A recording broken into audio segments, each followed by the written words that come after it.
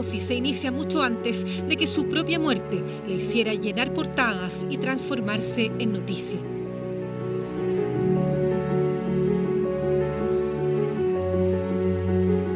Tras el caos que se vivió en la formalización del presunto asesino de la pequeña Sofía, la conmoción por este asesinato es aún mayor ante la posibilidad que el agresor de la niña sea su padre. Viajamos a la zona para reconstruir su historia. Accedimos a documentos privados, recorrimos el centro de salud donde fue atendida, revisamos y nos impactamos con la verdadera cifra de atenciones médicas que esta niña tuvo antes de morir en el mismo consultorio donde toda su historia estuvo siempre archivada, guardada en un cajón que a ninguno de los profesionales les interesó chequear hasta ahora, después de su muerte.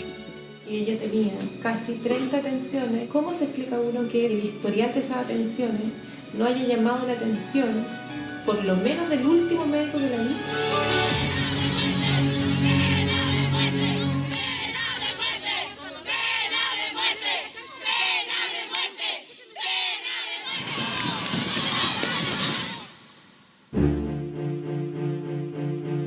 En estas imágenes de las cámaras de seguridad del Centro de Salud Familiar de Alerce, vemos a los padres de Sophie ingresando al recinto. Es su propio padre quien la lleva en sus brazos para pedir ayuda. En menos de un minuto ingresan a la sala de reanimación y allí se constata no solo su muerte. Bajo su ropa se revelan los golpes y Sophie se transforma en noticia nacional. Pero la vida de esta pequeñita, a quien su padre nunca le dio el apellido, que fue golpeada y asesinada, es mucho más que eso. Es una historia que ojalá nunca más tuviéramos que volver a contar.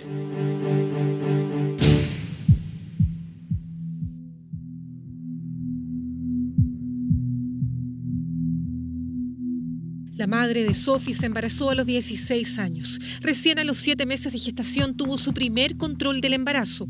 En el mismo centro de salud de Alerce confesó más tarde que la concepción de su hija no era deseada y que había consumido drogas y alcohol consciente de su embarazo.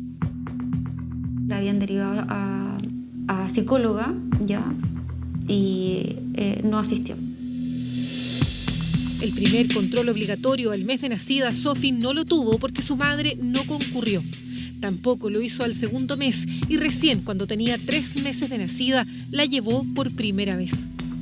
La asistencia a todos los controles obligatorios fue irregular y en uno de ellos hay registro de que le ordenan exámenes por sospecha de anemia. En otro se constata que la niña tiene sobrepeso. Al control del año y medio tampoco concurre, pero en paralelo se registran numerosos ingresos en la unidad de emergencia.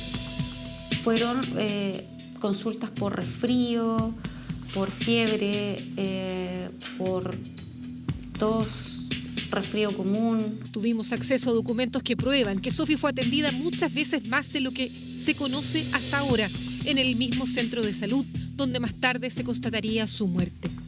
Con esa información fuimos a preguntar a la dirección del consultorio.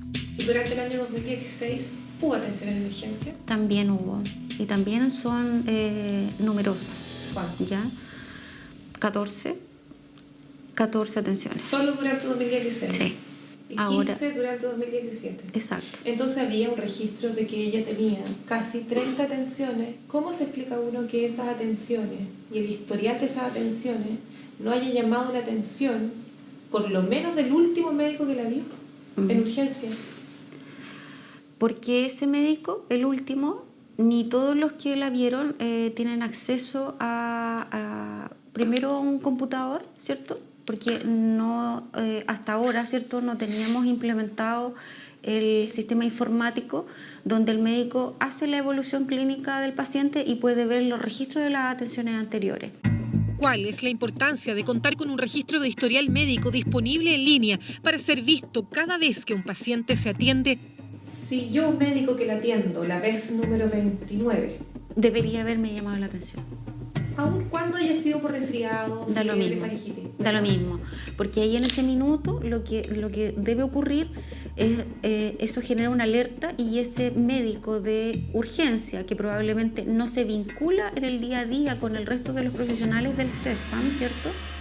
tiene que informar o a esta dirección o al jefe de sector, ¿cierto?, de que atendió a una niñita, no sé, pues la vez número 20. Entonces, ¿para qué? Para que la vayan a visitar. Pero no teníamos esa opción. El sistema de registro de atención clínica en línea está implementado en todos los consultorios de Puerto Montt. En este, en cambio, acaba de comenzar la marcha blanca ahora, justo después de la muerte de Sofi. La muerte de Sofía no solo revela las grandes fallas del sistema, como la inexistencia del registro electrónico de atenciones en urgencia. Este horroroso asesinato también desata la furia de los habitantes de esta zona.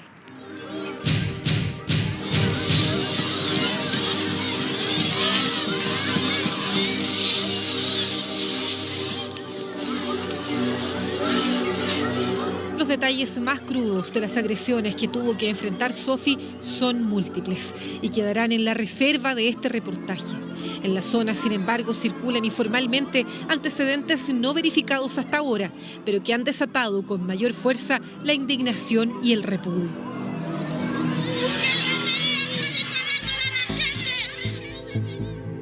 El informe del perito a cargo del caso permite a la Fiscalía formalizar el imputado por parricidio y maltrato relevante. Se añade el delito de violencia intrafamiliar porque golpeó a la mamá de Sofi. El informe, sin embargo, no hace referencia a delitos de tipo sexual instalados ya en la conciencia colectiva de toda la ciudad.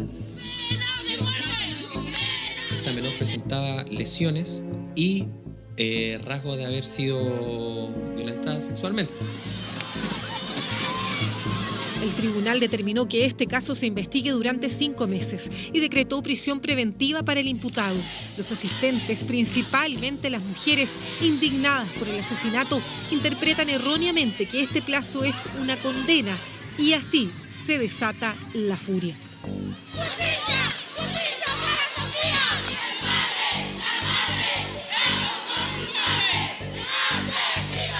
Algunas agrupaciones locales plantearon incluso la necesidad de aplicar la pena de muerte, que no está vigente en Chile. Una ley que endurezca estas penas y para este tipo de violadores no hayan juicio, no haya nada y sean condenados. Además de las acciones del Ministerio Público, el municipio de Puerto Montt, entidad de la cual depende el Centro de Salud de Alerce, presentó una querella y en ella agrega el delito de violación. El abogado a cargo de la acción judicial explica que esta querella está interpuesta en contra de quienes resulten responsables, pues a su juicio la madre también debiera ser imputada. Creo que es evidente que hay una situación de responsabilidad de ella.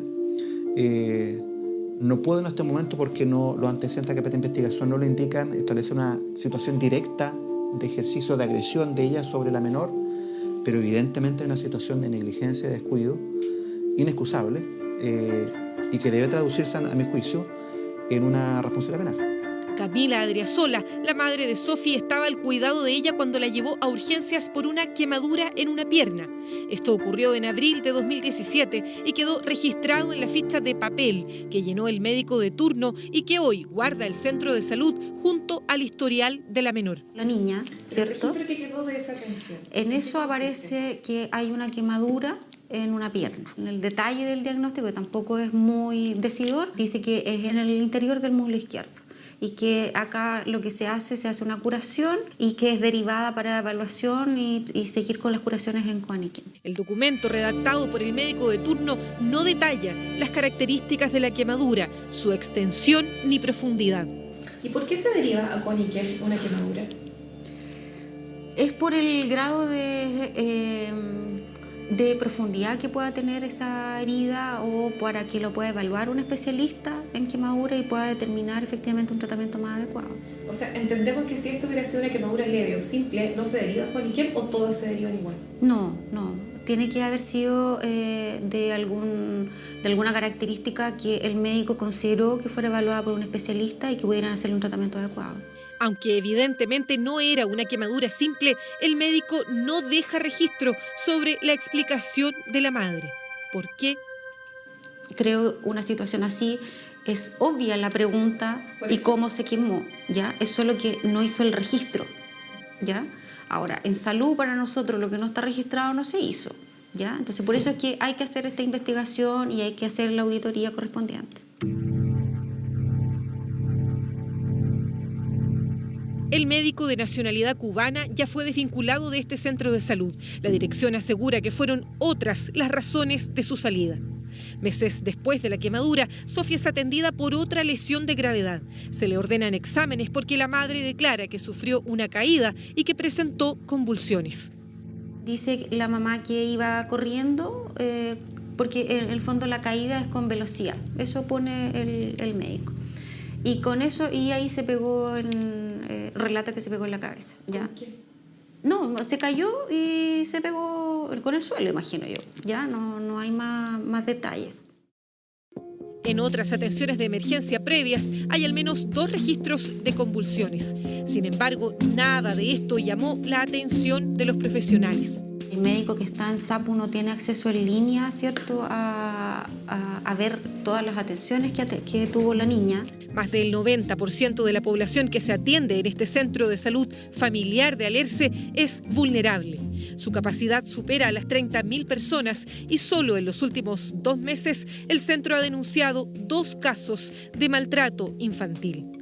Según cifras del Servicio Nacional de Menores, esta es la segunda región con la mayor tasa de delitos contra menores en Chile.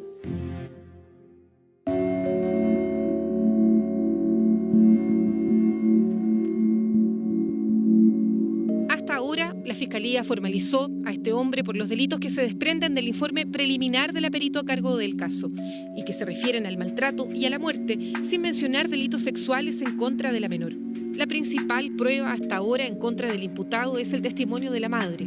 Futuros informes, sin embargo, podrían aportar otras pruebas y revelar incluso otros delitos cometidos en contra de esta menor, cuyo verdadero nombre era Sophie Claire Joye Adriasola. Así la inscribió su madre en el registro civil. Su padre no estuvo presente hasta que ella cumplió por lo menos 1 año y medio de vida. Nunca le dio el apellido y un examen de ADN confirmó la paternidad. Él nunca, sin embargo, la convirtió en su hija.